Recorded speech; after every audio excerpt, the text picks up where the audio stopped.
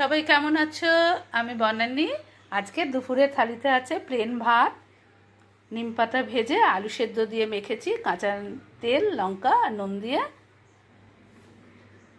ইলিশ মাছের তেলের বড়া করেছি, পেঁয়াজ কুচি, লঙ্কা কুচি, বেসন দিয়ে, আলু বেগুন দিয়ে ইলিশ মাছের পাতলা ঝোল করেছি, কালো জিরে ফোড়ন, পেঁয়াজ বাটা আর একটু জিরে বাটা দিয়ে করেছি।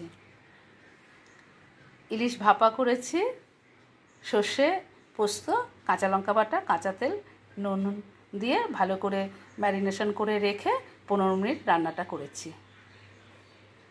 আর আমরা চাটনি করেছি, সঙ্গে 1 গ্লাস জল দিলাম। তো চলো, সবাই ভালো থেকো। আমার আজকে দুপুরের থালি তোমাদের কেমন লাগলো জানিও। টাটা।